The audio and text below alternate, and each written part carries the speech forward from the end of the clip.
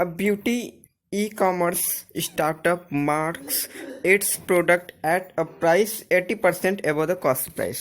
इसका मतलब क्या हुआ कि यहाँ पे कह रहा है कि जो मार्क प्राइस यहाँ पे जो एमपी है इसको मार्क किया गया जो कॉस्ट प्राइस है, यानी कि यहाँ पे हम लोग सीपी लिख देते हैं, कॉस्ट प्राइस से 80% यहाँ पे ये अधिक है आपका मार्क प्राइस। ठीक है, इसका कहने का मतलब ये है कि जो मार्क्स प्राइस है आपका एमपी जो है वो प्रोडक्ट के कॉस्ट प्राइस से 80% यहाँ पे अधिक यहाँ पे है। ठीक है, तो और आगे करेंगे, आगे कह रहा है कि during Diwali sale firm runs a 25% discount on the mark price. ठीक है, तो जो भी डिस्काउंट दिया जाता है मार्क प्राइस पर दिया जाता है और जो भी प्रॉफिट होता है या फिर प्रॉफिट दिया जाता है उस पे जो सीपी पर दिया जाता है। ठीक है, तो आप लोग एक बात को ध्यान रखेंगे, जो भी आपका यहाँ पे डिस्काउंट जो भी दिया जाता है आपके मार्क प्राइस यानी एमपी पर दिया जाता है, और जो भी प्रॉफिट होता है तो प्रॉफिट को कैलकुलेट करने के लिए हम लोग कॉस्ट प्राइस यानी कि सीपी पर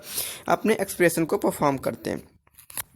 तो अगर हम लोग यहाँ पे सीपी एज्यूम कर लेते हैं कि 100, अपने मन से मान लेते हैं कि सीपी यहाँ पे 100 है, तो जो मेरा मार्क प्राइस कितना हो जाएगा, मार्क प्राइस यहाँ पे हमारा हो जाएगा 180। ठीक है, तो हम लोग क्योंकि यहाँ पे 100 करेंगे, अब 80% अधिक है मतलब कि 100 का 80% आपका 80 ही हो जाएगा, तो आपका एमपी यहाँ पे 180 हो जाएगा, तो 180 आपका यहाँ पे एमपी हो गया। तो यहाँ पे हम लोग मार्क प्राइस को कैलकुलेट कर दिए बाय द एट सीपी 100, तो यहाँ पे हम लोग 180 लिख देंगे, 180 आपका मार्क प्राइस हो गया।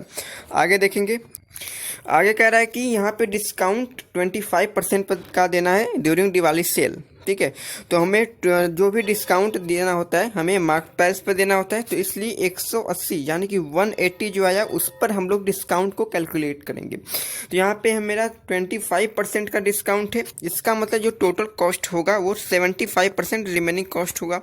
ठीक है, 75% यहाँ पे रिमेनिंग कॉस्ट होगा, तो इसलिए जो आफ्टर डिस्काउंट आपका हुआ यानी कि आपका जो एसपी आया, जो सेलिंग प्राइस आया आफ्टर डिस्काउंट दिवाली सेल, तो यहाँ पे 180 का यानी कि मार्क प्राइस पर हम लोग डिस्काउंट देंगे, तो इसका 75% को कैलकुलेट करेंगे। ठीक है, 75 यानी कि 100 से डिवाइड कर देंगे, या फिर यहाँ पे हम लोग पॉइंट भी लगा सकते हैं। ठीक है, तो पॉइंट नहीं लगाते हैं, यहाँ पे इसको कट करेंगे तो ये 0 से 0 कैंसिल हो जाएगा।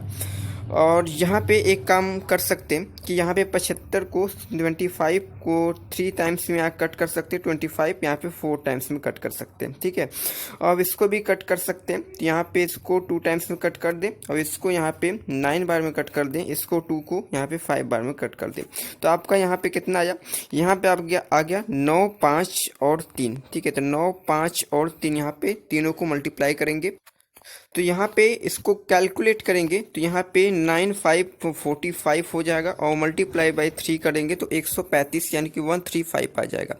ठीक है, तो आपका जो एसपी की वैल्यू आ गई 135 आ गई, इसको हम थोड़ा सा इरेज करते हैं। 1 यहाँ पे जो आपका एसपी आया 135 आ गया।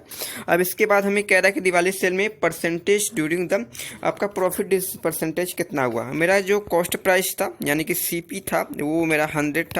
आपको पता है कि जो भी प्रॉफिट को कैलकुलेट किया जाता है वो सीपी पर ही कैलकुलेट किया जाता है, तो हम लोग 100 पर कैलकुलेट करेंगे। तो आपका यहाँ पे देख रहे हैं कि प्रॉफिट हुआ है क्योंकि सीपी मेरा 100 था और यहाँ पे एसपी आपका 135 हुआ, 35 का यहाँ पे प्रॉफिट हो रहा है।